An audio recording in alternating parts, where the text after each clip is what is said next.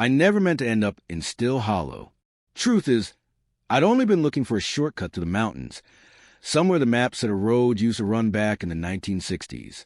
A local in the next town over, a wiry old man named Earl, told me that the old hollow road would shave 2 hours off my drive if I didn't mind gravel and ghosts. He'd said it with a grin, but his eyes never joined in the smile. I figured he was just another Appalachian storyteller trying to spook an out-of-towner. I should have listened. By the time I reached the turnoff, dusk had already settled deep in the valleys. The trees along the roadside leaned so close they nearly knitted together overhead. The air had that thick, heavy quiet, the kind you only get in places untouched by traffic or people. I killed the radio halfway up the hill, because the static was louder than the music. The road turned to gravel, then to dirt. My tires crunched over fallen branches, and somewhere beyond the tree line, a whippoorwill called, then fell silent. That silence followed me like a weight. Even the insects seemed to hush. About 5 miles in, I saw the first sign of habitation, a rusted mailbox half swallowed by kudzu. The name on it was too worn to read, but someone had scratched 3 letters into the metal. DW. I slowed down to look. That's when I heard it. At first, it sounded like wind moving through the trees, soft, almost musical. Then I realized it was a voice, a low whisper, threading between the leaves, rising and falling like breath. I rolled down my window and froze. It was faint, but I could have sworn it said my name. Eli. That was enough to send a chill crawling up my spine. No one knew I was out here, no one but the gas station clerk who sold me coffee and Earl. I laughed it off, told myself it was a trick of the wind, and kept driving. But the road grew narrower, more like a trail than a path. Branches scraped against the sides of my truck, and every so often I thought I saw movement between the trunks. Pale shapes slipping out of sight just as I turned my head. Finally, I saw lights ahead. A small house sat back from the road, half hidden by overgrown weeds and the husks of old cars. The porch sagged in the middle, and one of the rocking chairs moved slightly, though there was no wind. I pulled over, left the engine running, and stepped out. The air smelled of wet earth and wood smoke. Somewhere far off, a dog barked once, then whimpered. I called out, "Hello? Anyone home?" But no answer came. I was about to turn back when I saw it.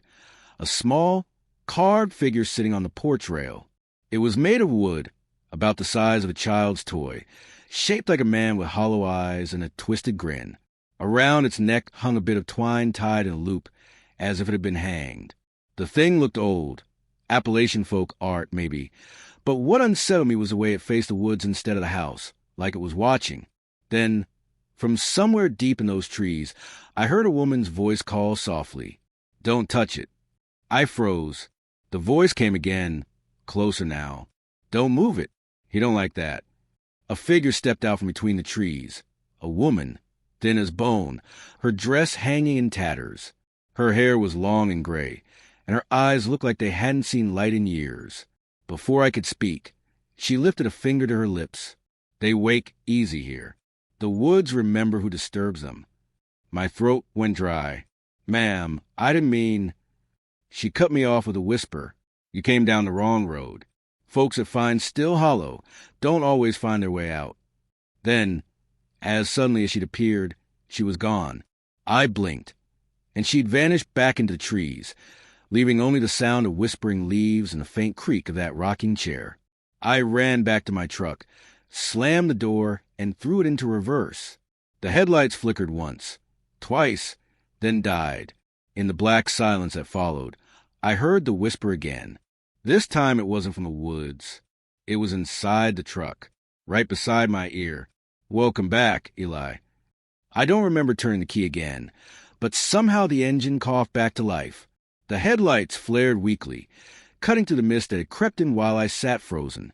My hands were trembling on the wheel. I told myself I was leaving, that I'd spin the truck around and get back to the main road, forget this whole cursed place. But when I backed up, the road behind me was gone. No turnoff, no tire tracks, just forest. The trees stood thick as walls on either side, their trunks slick with moss, their roots breaking through the dirt like old bones. I leaned out the window, shining my flashlight into the dark. Nothing but tangled branches and a stretch of mist so dense it looked almost solid. Still hollow, the woman had said. The words sat heavy in my chest. I remembered the stories Earl had half-joked about the gas station, about a hollow that doesn't stay still, where the woods shift after sundown, and where the dead sometimes bar your name to call you home. I drove forward instead, thinking maybe the road had curved, that I'd gotten turned around in the dark. But the trees pressed closer, and soon I found myself right back at that same damn house. Only this time, the light inside was on. It flickered through the warped glass of the front window, yellow and unsteady like lantern light. The carved wooden figure was still on the porch, only now it faced me. I don't know why I went inside. Maybe it was panic, or maybe something else, a kind of pull I couldn't fight. I just knew I couldn't stay out there with the woods whispering my name. The front door groaned as I pushed it open. The smell hit me first, damp wood, kerosene, and something faintly metallic, like rusted nails or old blood. Dust hung thick in the beam of my flashlight, drifting like ash. The place looked abandoned for decades. A table sat overturned in the middle of the room, chairs broken, floorboards warped with rot. On the wall above the fireplace hung a row of photographs, all framed in the same dark wood. I lifted one, brushing away grime, and froze. It was me, or someone who looked almost exactly like me. Same build, same jawline, even the same scar above the right eyebrow. The picture was old, black and white, maybe from the 1940s. The man in it stood beside a woman, in a faded dress. Behind them, the same house loomed, scrawled beneath in faint pencil, Eli Drayton, 1947. My breath caught. I don't have family in these mountains, at least none I've ever heard of. My mom's side came from Georgia, my dad from Kentucky, and I'd never once heard the name Still Hollow. But the man in the picture, he could have been my reflection. A sound came from upstairs, slow, dragging footsteps across the floorboards. "Hello," I called, trying to sound braver than I felt. No answer. I took a few steps toward the staircase. Each creak of the wood echoed too long, like the house was listening. The air grew colder with every step until I could see my breath. Halfway up, I noticed something carved into banister, faint but deep. "Stay quiet." They listened. The whisper came again just above me. "Eli." Only this time, it didn't sound like my name. It sounded like something wearing my name, something shaping it wrong, stretching it like old leather. When I reached the landing, the hall stretched longer than it should have. Doors lined both sides, all shut except one at the very end, where light flickered from a kerosene lamp. I moved closer, heart pounding in my throat. The room was a bedroom, small, tidy, with lace curtains that hadn't seen daylight in decades. On the dresser sat a music box carved from the same dark wood as the figure on the porch. It was open, though no tune played. Then I saw the writing on the mirror, faint letters traced into the dust by a fingertip. "You came back. You always come back." I stumbled backward, knocking into the bed frame. Something under the covers moved. I yanked the blanket away. Nothing but bones wrapped in the remnants of a gray dress. The same gray dress the woman in the woods had worn. Her skull turned slightly toward me. That was when the lamp went out. The room plunged into darkness. And over the creak of the floorboards, I heard dozens of whispers, close, too close, rising from the walls, the ceiling, the very boards beneath my feet. They all spoke in the same voice. "Welcome home, Eli." I ran. I didn't look back. Down the stairs, out the door, into the choking fog. But when I reached my truck, I froze again. Because sitting in the driver's seat, hands on the wheel, was me. And he was smiling. He shouldn't have looked so calm. The other me sat in the truck with his hands folded neatly on the wheel, head tilted just enough that I could see the faintest grin tugging at his mouth. He looked like me down to the smallest detail. Same torn jacket, same mud-spattered jeans. Even the same small cut on my knuckle from when I'd scraped it earlier on the doorframe. But his eyes were wrong. Too dark, too still. "Who are you?" I managed to whisper. He didn't answer. Just smiled wider and tapped the dashboard twice with his fingers. A small, rhythmic sound, like knocking on wood. Then, as I blinked, he wasn't there anymore.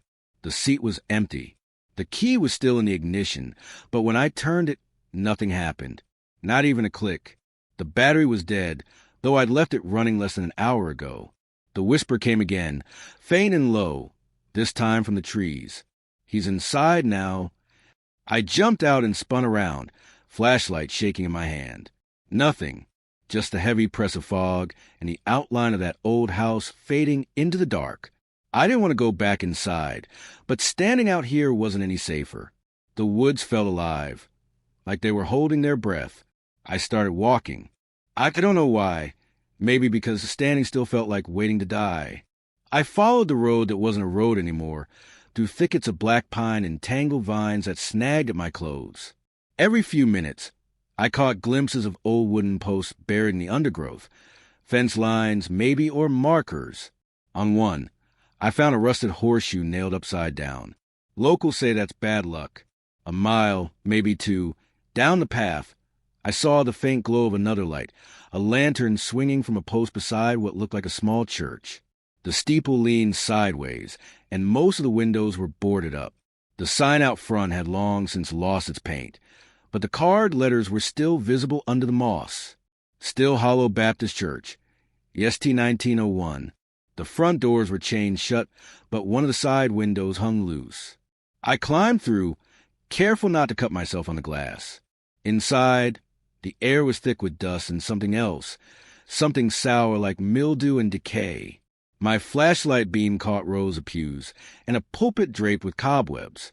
Then I saw the photos. Dozens of them, just like the ones in the house. Black and white portraits nailed to the walls, all labeled with the same name in pencil, Eli Drayton. Some showed men, others women, a few even children, all with the same eyes, the same sharp cheekbones.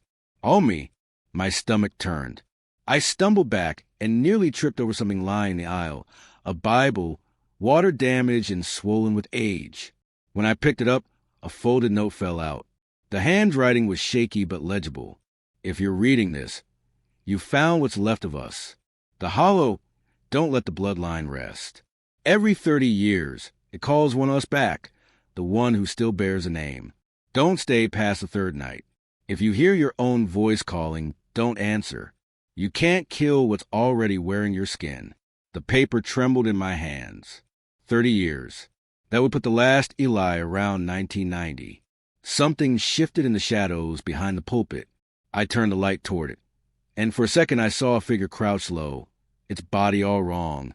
Too long, too thin, its limbs bending where they shouldn't. The skin on its face looked stretched tight, like someone had pulled it over a frame. It scuttled back as the beam hit it, vanishing behind the altar. Then a dozen whispers rose from the walls, overlapping, echoing the same words over and over.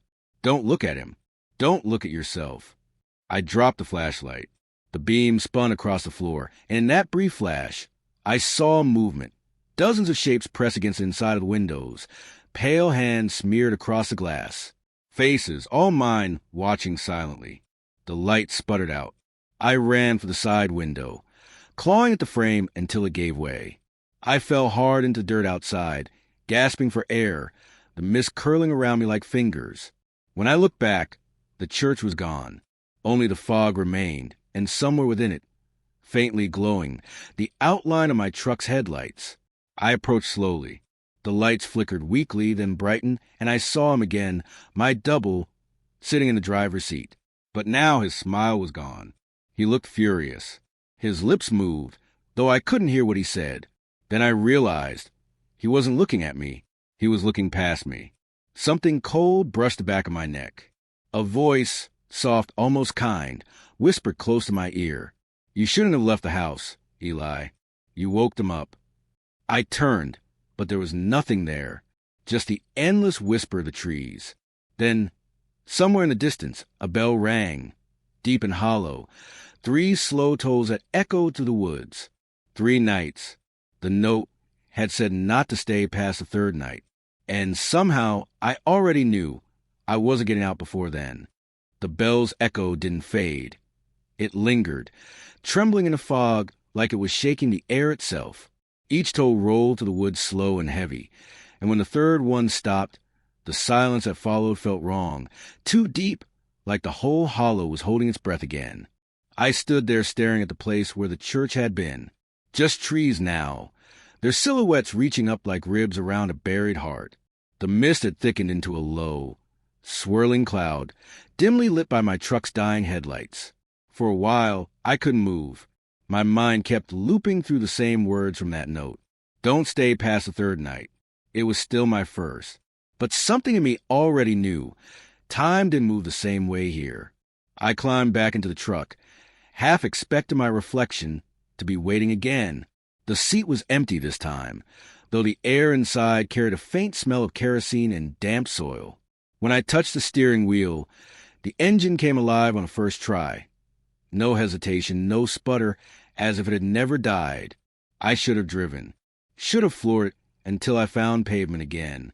But when I looked at the road ahead, the headlights revealed something that froze me cold. A figure stood in the middle of the path. He was facing away, dressed in the same dirt-streak clothes as me.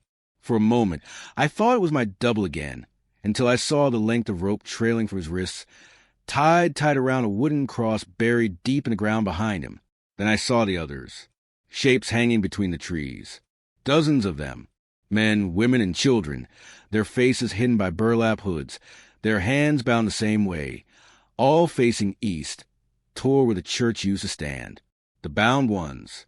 That's what they called them in the stories. The congregation that vanished after the last bell tolled in 1901. Some said they'd been taken by a sickness. Others whispered it wasn't sickness at all. It was a debt. A pact sealed in blood to keep something older asleep beneath Still Hollow. My double didn't move. Neither did the others. But I felt all their heads turn just slightly like they were listening. A wind rose, stirring the fog. The smell of rot hit me hard. Wet leaves, old graves, something that had been dead too long to be named. Then, one by one, the bound ones lifted their heads. The hoods didn't hide much. Beneath the cloth, their faces glowed faintly with that same unnatural pallor I'd seen in the church window. My own features reflected over and over again. Men with my face, women with my eyes, children with my crooked half-smile. And every one of them began whispering. It was the same phrase, over and over, rising in a low chant that crawled to my skull like a fever. Ring the bell. Wake the hollow. The rope around the man's wrist twitched, then snapped as if cut by invisible hands. His head turned all the way around, too far, bones cracking softly, and he looked at me with a grin that didn't belong to anything human. You left the door open, he said in my voice. Then every bound one lifted their arms and began walking toward me. I slammed the truck into reverse and tore backward to the mud, tires screaming. Branches clawed at the sides, roots jarring the wheels. The headlights flickered, and for an instant, I saw the trees bend out of the way, reshaping themselves, guiding me, not letting me leave. The bell tolled again, 4 times, but there should have only been 3. The road straightened, and before I knew it, I was back at the house, that same sagging porch, that same car figure on the railing. Only now, dozens of others like it hung from the eaves, tiny wooden men with twine nooses, all swaying gently even though there was no wind. The front door stood open, and from inside came a faint light, lantern glow, and singing, a low, old hymn I half recognized from my grandmother's church, though the words were wrong, twisted. Lay me down in hollow ground, where blood and root are one. The bell will ring, the woods will wake, when the reckoning's begun. My heart pounded as I stepped inside. The light came from a lantern on the floor, its flame burning black around the edges. Next to it lay another photograph, this one newer, color-printed. Me again, but not the me from before. This was me now, wearing the same jacket, standing right where I was standing. Someone had taken it minutes ago. The house groaned deep, like something on the floorboards had shifted. The walls trembled, and I heard voices again, dozens, hundreds, all whispering beneath the floor. I knelt, pressed my ear against the wood. The whispers merged into one word, drawn out and breathless. Bell. Then a hand, gray, cold, and wet, reached up to the floorboards and grabbed my wrist. I screamed and yanked back, tearing free, stumbling into the hallway. Blood streaked my arm where the thing had touched me, though the skin wasn't torn, just burned, as if marked. I could still feel the shape of its fingers pressing deep beneath the flesh. The hymn rose again, louder this time, echoing from everywhere and nowhere. The shadows on the walls moved in rhythm, swaying like a congregation at prayer. I don't know what possessed me, but I grabbed a lantern and shouted into the dark, "What do you want from me?" The whisper that came back wasn't from the house. It was from inside my head. To remember. The floor gave way. I fell into blackness, with splintering around me, the lantern shattering. And as I fell, I saw shapes below, pale and endless, reaching up from the dark earth. Arms. Hundreds of them. Then the world went silent, except for one last faint echo, a fifth toll of the bell. I woke on hard earth, my back pressed against something damp and fibrous. The air was thick, musky, and cold, like a cellar untouched for decades. I tried to sit up, but the walls, or roots, maybe both, pressing around me. My flashlight was shattered, the lens cracked, but faint shards of light from somewhere above traced the shapes around me. I wasn't in the house anymore. I was underground. The smell hit me first, wet soil rot, and something else, old iron like dry blood. My hands traced the surface, and I realized the floor wasn't stone or dirt. It was a tangle of roots, thick as tree trunks, snaking across the walls and floor like veins, pulsing faintly under my fingers. I could hear them, faint, slow thumps, like a heartbeat buried in the mountain. A whisper rose from somewhere deep beneath me. "You came." I froze. The voice was mine. Not my voice exactly, but me, distorted, as if the hollow had plucked it from my memory and twisted it. I crawled forward, following the roots, trying to find light, an exit, anything. The further I went, the tighter the roots became, twisting into arches overhead. Some roots were hollow. Inside, I could see faint glimpses of faces. Children, men, women, all staring back at me, all with my features. It was a root-bound cathedral. I stumbled into a larger chamber. The roots here formed a lattice over the ceiling, and in the center lay a pit. From its black depths came soft light and a hum. I leaned closer. The pit was filled with water, smooth as glass, reflecting the roots above. And in the reflection, I saw them, dozens of faces pressed against the surface of the water. All Eli, all staring back, mouths moving silently. Then I understood. Still Hollow didn't just trap people above ground. It grew them here. Every Eli who'd walked these roads, every member of the cursed bloodline, had been absorbed into this root system. Their voices weren't gone. They were part of the Hollow now. A voice whispered again, rising from the water this time. The bell tolls. The roots wake. The Hollow remembers its own. The roots shifted suddenly, lifting off the ground like living things. They writhed toward me, and I saw the carvings on their surfaces. Faces, old photographs, names scratched into the bark. Faces of Eli Drayton from generations past. Each root seemed to pulse with life, hungry and aware. I tried to run, but the roots snagged my feet. I tripped and fell into the water. Cold, bitter, clinging. It wasn't just water. It was a slurry of mud and fragments of old belongings, scraps of clothing and the faint, pulsing echoes of trapped lives. I tasted it in my mouth, like soil and iron, and I gagged. Above me, the lattice shifted again, revealing a faint outline of light. I scrambled to the edge of the pit and peered upward. The roots weren't just underground. They reached all the way up, twisting through the house, through the church, through the hills. They were the bones of Still Hollow itself, feeding on the bloodline, feeding on me. A shape emerged from the water, a thin, elongated figure with my face, though stretched unnaturally, eyes glinting in the dim light. "Why me?" I croaked. It smiled. "Because you always come. Because we never let you leave. Because you remember." I realized then that the photograph back at the house hadn't been a warning. It had been a summons. Every Eli who saw it was already halfway here. Every step I had taken into Still Hollow had been leading me down into this root chamber, into the core of the curse. The figure stepped closer. Roots slithered after it, coiling around me, pressing against my legs and arms. The water rose in slow waves, filling the pit. "You must ring the bell," it said softly, "or the hollow will forget you, and then the bloodline ends." I shook my head, trying to resist. "I'm not ringing anything. I don't belong here." The roots tightened. "You always belonged. You always will. The hollow remembers its own." Panic surged. I grabbed a fallen branch and tried to pry the roots away. The figure laughed. The sound was my own laugh, twisted and hollow. From somewhere above, I heard it again, the bell, slow, deep, calling, as if the mountain itself was tolling for me. 3 times. 4. 5. The water churned around me, and I felt a tug at my leg. Not the roots this time. Something stronger, older. I kicked and pulled. The figure in the pit rose fully, leaning over me, whispering in a voice that was my own, yet multiplied 100 times over. "Ring the bell. Become one with us. Remember, Eli, remember." The bell tolled again. The chamber seemed to collapse in rhythm with it. Every root throbbed. Every trapped face in the water screamed silently, mouths opening and closing, eyes wide and pleading. And then, somewhere deep, I felt it. The truth of Still Hollow. It wasn't just a place.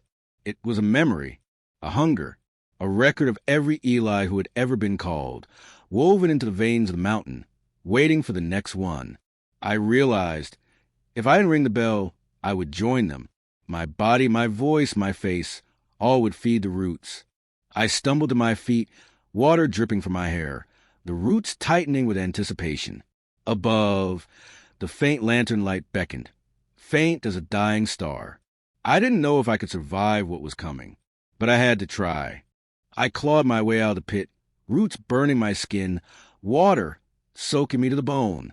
Each step toward the light felt like dragging through quicksand, but somehow I made it to the first floor of the house. The lantern on the floor flickered weakly, casting long shadows that writhed across the walls. And then I saw it, the bell. It wasn't in a steeple like a church bell. It hung from the ceiling in the center of the room, larger than any ordinary bell, its bronze surface blackened with age. Carvings covered it, names, faces, and symbols I couldn't understand. The sound seemed to hum even when it wasn't moving, like it carried the weight of hundreds of voices trapped beneath its tongue. The moment my eyes fell on it, I understood this bell wasn't just an object. It was a heart of Still Hollow. The roots, the water, the bound ones, everything led here, and now it was calling me. From the shadows, my doppelganger stepped forward, emerging from a corner I hadn't noticed. His eyes were hollow, but his smile was wide, impossibly wide. "It's time," he said in my own voice.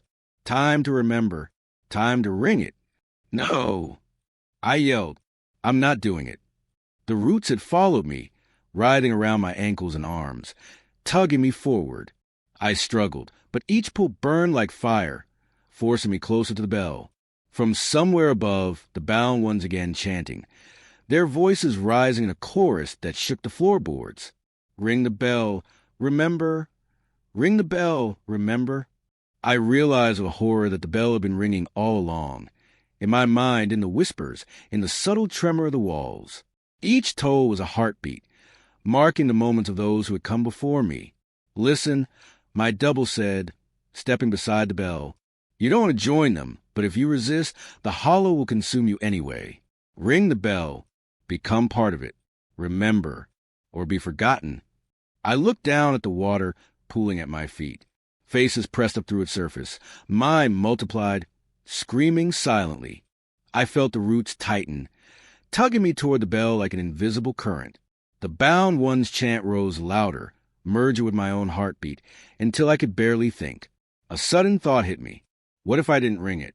What if I tried to destroy it? I grabbed a broken floorboard and swung with all my strength, but it bounced off the bell as if it were solid rock. My double didn't flinch. He only smiled. "You can't fight it," he said softly. The air thickened, heavy and wet. A whisper brushed my ear, closer than before. "Ring it or join the roots." I froze. The choice wasn't mine to make. Every Eli who had come before had faced the same decision: ring it, survive or resist, and disappear into the hollow's memory. The roots tightened again. I felt their pulse, slow and inexorable, merge with my heartbeat. The bound one step closer, surrounding the bell, their faces pale, silent, and intent. The water at my feet bubbled as if boiling, each bubble a tiny scream. I knew I couldn't run. I couldn't fight. Only one thing remained. I placed my hands on the bell's rope. My fingers trembled as the roots surged around me, tugging, pulling, insisting. I swallowed, trying to hold back the panic, and nausea threatening to overwhelm me. And I pulled. The first toll ripped through the house, through the walls, into the roots below. A vibration shot up my arms, shaking my teeth, my bones, my very soul. The air seemed to split open, and for a moment I glimpsed the underground cathedral again. Faces pressed the roots, mouths opening in silent screams that echoed in my mind. The second toll followed immediately. The bound ones shuddered, leaning into the sound. My double smile widened. "Remember," he whispered. The third toll tore through me. I saw flashes. The previous Ellis, all of them trapped, tried to warn me, trying to pull me down into the pit below. I saw the mountains shift, roots writhing, the earth itself alive with hunger, and then silence. I fell to my knees, panting, drenched, hands shaking. The roots loosened slightly, retreating into the shadows. The bound ones froze, their pale faces staring at me without expression. My double stepped back, tilting his head, the grin fading. "You survived the first three," he said, "but the hollow never forgets. The tolls are not finished." From the ceiling, above the bell, came another faint chime. One, then two, then three more, irregular, sinister. Not the bell I'd rung, but something answering it from somewhere else. And then I understood. Ringing the bell hadn't ended it. It had only awakened the hollow further. Every toll, every whisper, every step I had taken since the hollow first called me had been part of its memory. And now it wanted more. I backed away from the bell, hands trembling, heart hammering in my chest. The roots began to surge toward me again. My double raised a hand. "You have to descend," he said, "or the hollow will remember only one of us." I wanted to scream, but no sound came out. The hollow was alive. It was hungry, and I had no choice but to follow. The floor gave way beneath me before I could resist. 1 second I was standing, paralyzed by the roots, and the next I was falling, deeper than I ever imagined, into darkness that smelled of wet earth and something far older than the mountains themselves. My hands scrabbled at roots and splintered wood as I tumbled, twisting, falling, the air thick and heavy, swallowing sound and light alike. When I finally hit the ground, it wasn't dirt I landed on. It was something living. The roots wrapped around me, soft and wet, pulsating under my weight like a beating heart. I tried to move, but they held me, suspended in a chamber I could barely see. Above me, the faint glow from the lanterns at the house barely penetrated the blackness. Shadows twisted in impossible angles. The walls were alive with roots, veins, and branches, all pulsating as if breathing. The deeper I looked, the more faces I saw press into the wood, not painted or carved, but trapped, watching, whispering. And every face was mine. A whisper rose from the shadows beneath me. "Welcome to the root of it all, Eli. The memory of the hollow." I struggled, but the roots tightened like steel cables. I could hear hundreds of whispers now, overlapping, climbing into my ears, rattling my skull. I recognized the voices, the previous Ellis, every one of them trapped and screaming silently. Then the water appeared, not in a pit this time, but flowing along the roots, streaming through the chamber like a river of dark glass. Faces pressed to the surface, mouths moving, eyes wide, frozen in silent pleas. I recognized them. Each one was a version of me, pulled from another time, another moment in this cursed valley. A figure approached, taller and thinner than any human could be. My double, or the truest form of the hollows, glided over the roots, hands trailing along the faces of the trapped souls. His eyes were hollow, black pits, And when he spoke, it was like hundreds of voices all at once. "You survived the surface," it said. "But here you will understand. You are blood. You are memory. You are the roots of Still Hollow." I shook my head, gasping, I'm not part of this." He tilted his head. "You always were. The mountain remembers its own. The hollow is older than your blood, older than your family. Every Eli that ever walked these mountains was bound here, their lives feeding it, shaping it. And now it waits for you. The roots ride beneath me, tightening, pulling me closer to the river of water. Faces reached out, pressing against my legs and arms, begging, screaming silently. One hand, my own hand, emerged from the water and clutched my ankle, tugging me in. I kicked and yanked, but I could feel it. The roots, the water, the hollow itself, pulling, shaping me, claiming me. "You must remember," the hollow whispered to the figure. "Ring the bell, know your history, or sink into the river and become forgotten." I remember the photographs, the names carved into wood, the faces pressed into the water, all the warning notes from previous Ellis. I realized every one of them had come here. Everyone had faced the bell. Some had rung it. Some had refused. And all had ended up here, beneath the roots, bound and watching, part of the mountain's memory. I knew then the hollow wasn't just a place. It was a record, a living memory. And it needed me to complete it. A light flickered from above, high through the roots, and I saw the bell, dangling in the distance, faint and golden, swinging slightly as if beckoning me. The only way out was up, to ascend, to ring it again. I lifted myself from the roots, pulling with every ounce of strength. The water surged, trying to pull me back, whispering my name. I felt dozens of hands gripping me, tugging, clawing. Faces pressed to my cheeks, mouths opening in silent screams, eyes wide and pleading. I reached the bell, my hands wrapped around the rope. The moment I pulled, the chamber shook. The roots screamed. The water churned violently. My double's face appeared in every reflection I could see, grinning, whispering, urging me. I didn't hesitate. I rang it. The sound was deafening. The roots shook. Faces pressed to the water vanished, merging into the noise. And then silence. For a moment, I thought I had survived, but then the whispers returned. Soft, insistent, crawling into my mind. "You remembered, but the hollow never forgets." And beneath my feet, I felt it, the roots pulsing alive, patient, hungry. I was not free.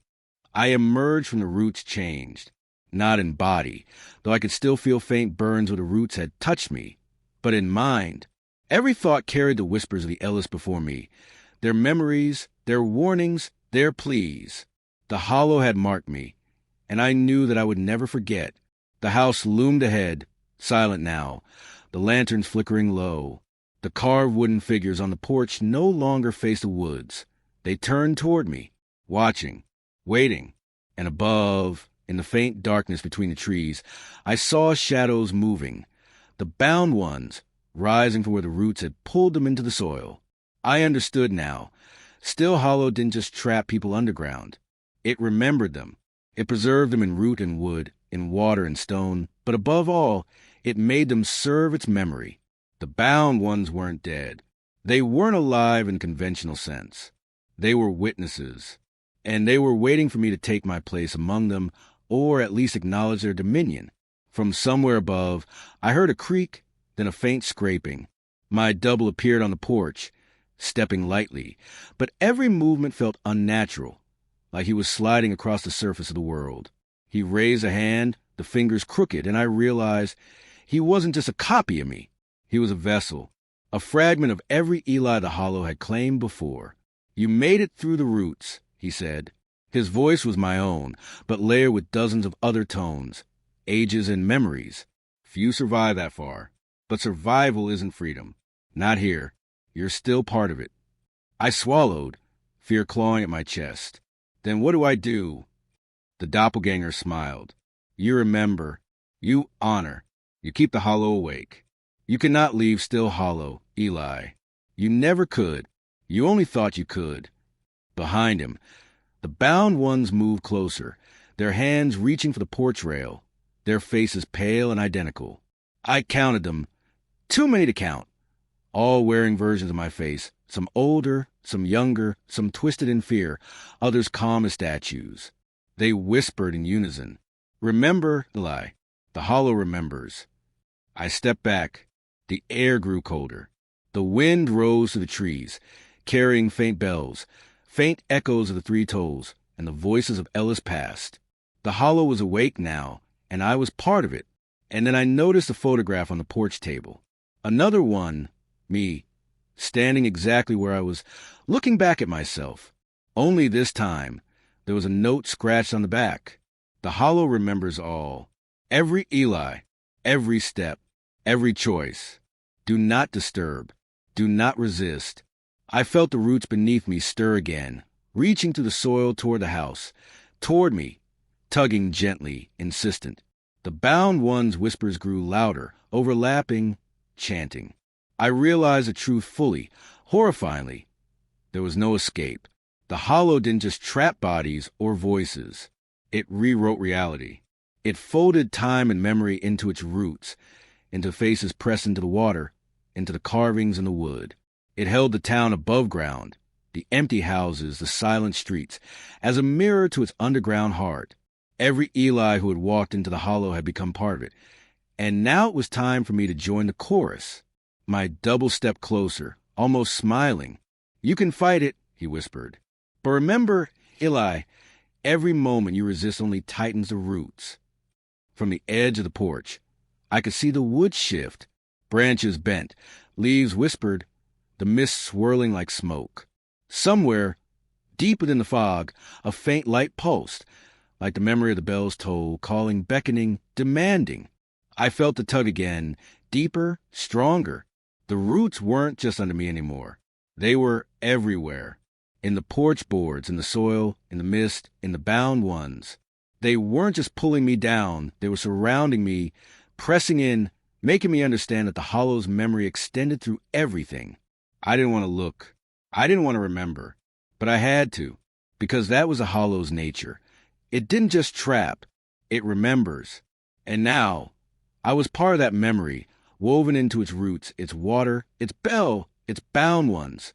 Every whisper I'd heard, every toll of the bell, every face I'd seen underground. It was all a single truth, and the hollow was awake. I understood that I could no longer leave still hollow. My double was not my enemy, nor were the bound ones. They were the custodians, the memory keepers. I was now one of them, one of us. And I could hear, faintly, beneath the whispers, a pattern, the chant of the bell, waiting to be rung again. I realized the full weight of it. The hollow remembered me, and I would remember it. I walked out of the house. Though the word walked feels too simple, every step I took was measured, deliberate, as if the roots beneath me guided my movements. The fog swirled around my legs, curling and twisting like smoke, but I felt no chill. The hollow's warmth pulsed through the ground and into me. The bound ones were waiting at the edge of the property. They didn't move like people. They didn't speak. They simply watched, their pale faces glowing faintly in the mist. My double stood at the center, and for the first time, I felt that the figure wasn't merely a reflection.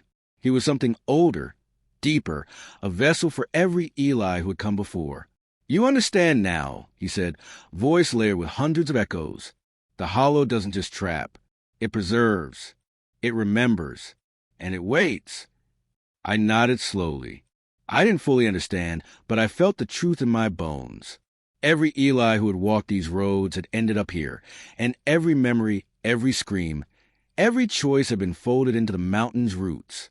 And now, it waited for me to complete the cycle. The fog shifted, revealing a path, not a road, but a bridge of roots stretching over a chasm that opened into blackness below. The water that had pulsed in the root chamber glimmered faintly beneath, reflecting countless faces, countless versions of me, reaching upward in silent pleading. "This is the crossing," my double said. "Beyond it lies the hollow's memory. To step across is to remember fully, to accept, or to resist, and be lost beneath the roots forever." I looked down. The faces in the water twisted as I moved, their mouths opening in silent screams, their eyes wide and pleading. I could feel the tug of the roots again, pulling at my feet, insisting. I realized then that the hollow wasn't just a place. It was a bridge between life and memory, between the living and the echoes of the past. I stepped forward. The roots pulsed under my feet. Each movement felt like walking on flesh. The fog thickened, voices whispered my name, chanting, urging, warning. I glimpsed my double in the fog, always beside me, sometimes ahead, sometimes behind, a presence I could never quite shake. Halfway across, I tripped on a knot of roots, and a face appeared beneath me in the water, my own. But this one wasn't silent. It screamed, though I heard nothing. Its mouth opened wide, eyes pleading, reaching. I froze. The roots tightened around my ankles. Remember, the double whispered from all directions at once. Remember or be forgotten. I forced myself to take another step. The water churned, black and glimmering. Faces pressed against it, some calm, some screaming, some smiling eerily. I realized with horror that every step I took, the hollow recorded it, folding it into its memory. Every choice, every hesitation, every fear was now part of it. I kept walking. The crossing stretched on endlessly, though I knew it could not be more than 50 feet. The fog played tricks. I glimpsed figures in the distance, Ellis from decades past, walking the same path, some stepping backward, some frozen mid-stride. They were all trapped in the same pattern, the same memory, the same cycle.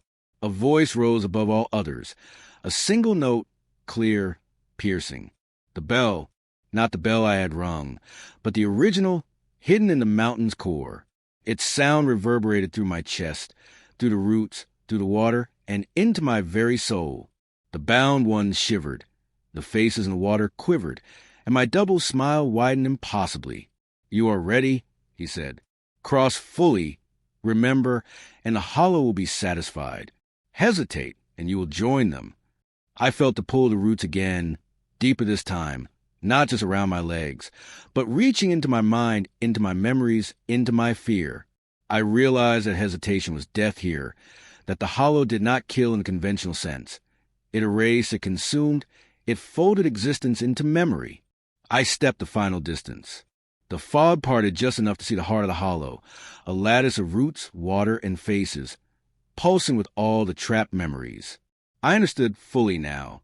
To survive, to leave any trace of myself intact, I had to accept. To step across was to remember, to acknowledge, to become part of the mountain story. I closed my eyes. I let the roots pull me fully, let the water's reflections envelop me. Let the echoes of the Ellis before me merge with my own memory. The bell tolled in my mind, the bound ones whispered, and the fog swallowed me completely.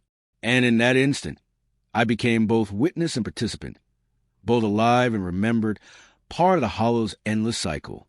When I opened my eyes, the fog had thinned slightly. I was no longer afraid. I could feel the hollow around me, its patience, its hunger, its memory, but also its continuity. It was not evil. It was preservation. It was history. I had crossed. When I opened my eyes, the world was quiet, almost unnaturally so.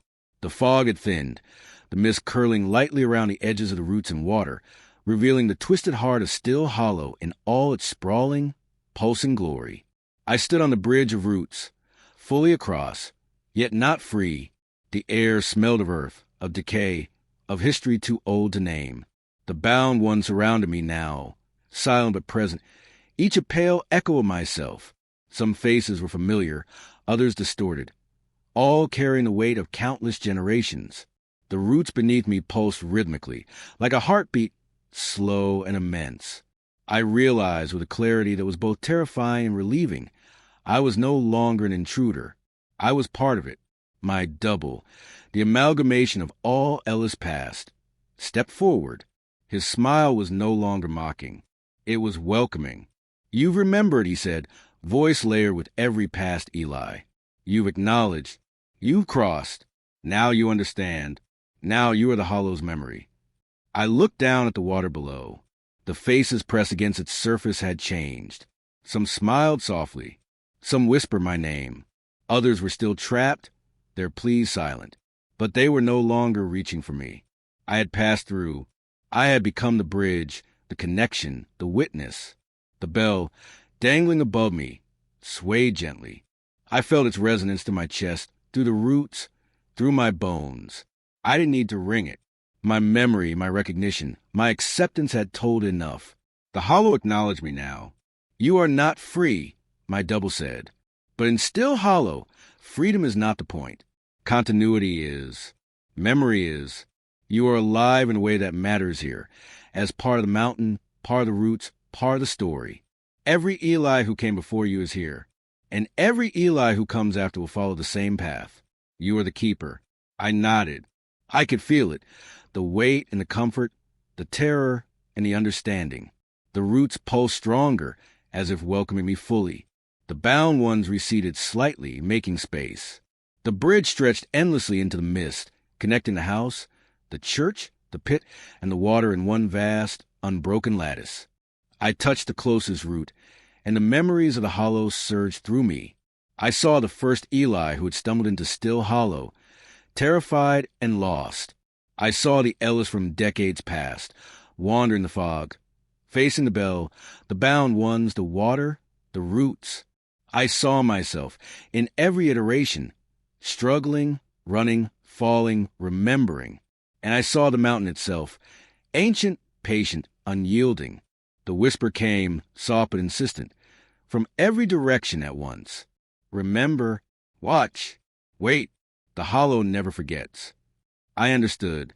I was no longer just Eli Drayton. I was the hollow's memory, the keeper of its cycle, a witness to everything and everyone who had come before. I could feel the threads of the roots in my fingers, the pulse of the water under my feet, the echo of the bell in my chest. And then the forest outside shifted slightly. The mist thickened above the valley, the trees bending subtly as if breathing. Somewhere far away, the hollow toll of a bell echoed faintly. Someone else had arrived. Another Eli, another to be remembered.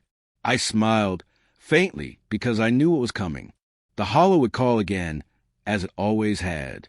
And as it always would, it would shape, pull, and preserve the next one.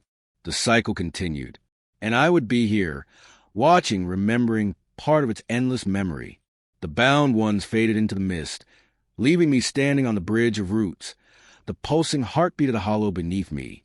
I was alive, yet also part of something far greater.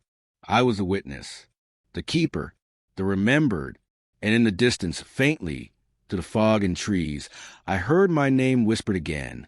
Eli, welcome home.